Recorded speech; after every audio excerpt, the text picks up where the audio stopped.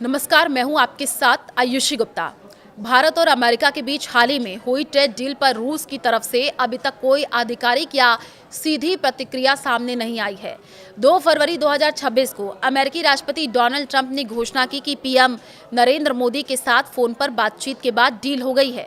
इसके तहत अमेरिका ने भारतीय सामानों पर टैरिफ 50% से घटा करके 18% कर दिया है और रूसी तेल खरीद से जुड़ी अतिरिक्त 25% पेनल्टी भी हटा दी है। ट्रंप ने दावा किया है कि भारत अब रूस से तेल खरीदना बंद करेगा या काफी कम करेगा और इसके बजाय अमेरिका तथा संभवतः वेनेजुएला से ज्यादा तेल खरीदेगा। साथ ही भारत अमेरिकी उत्पादों पर टैरिफ और अन्य बाधाओं को शून्य की ओर ले जाएगा तथा $500 बिलियन से ज्यादा के अमेरिकी सामान, एनर्जी, टेक्नोलॉजी, एग्रीकल्चर आदि खरीदेगा। पीएम मोदी ने एक्स पर पोस्ट किया कि मेड इन इंडिया प्रोडक्ट्स पर अब 18% टैरिफ लगेगा।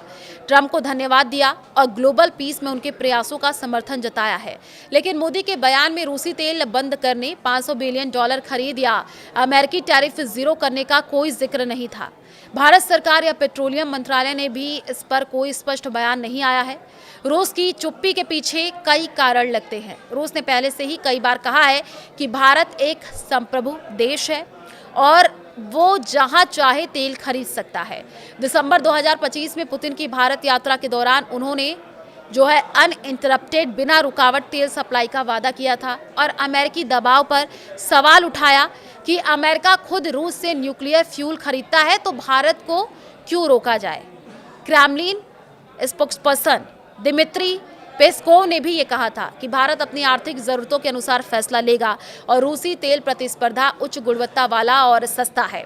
ट्रंप का दावा कि भारत पूरी तरह रूसी तेल बंद करेगा, कई एक्सपर्ट्स ओवर क्लेम मान रहे हैं। भारत पहले से अमेरिकी सैंक्शन के कारण रूसी तेल कम कर रहा है। जनवरी 2026 में करीब 1.2 मिलियन बैरल प्रतिदिन था और फरवरी में 1 मिलियन और मार्च में 0.8 मिलियन तक गिरने की उम्मीद है। लेकिन पूरी तरह बंद करना मुश्किल, क्योंकि रूसी क्रूड $10 से $15 प्रति बैरल सस्ता है। मौजूदा कॉन्ट्रैक्ट्स पूरे करने पड़ेंगे और एनर्जी सिक्योरिटी महत्वपूर्ण है।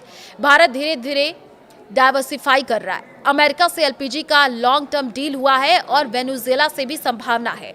रूस भारत रिश्ते अभी भी मजबूत है। रूस भारत का सबसे बड़ा डिफेंस सप्लायर है। S-400, Su-30 आदि ब्रिक्स और एससीओ में सहयोग जारी है। अगर भारत रूसी तेल काफी कम करता है तो रूस निराश हो सकता है, क्योंकि भारत उसका सबसे बड़ा तेल खरीदार है।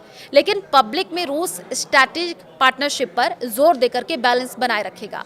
फिलहाल चुप्पी से लगता है कि रूस ट्रंप के दावे को ज्यादा गंभीरता नहीं दे रहा या स्थिति देख रहा है।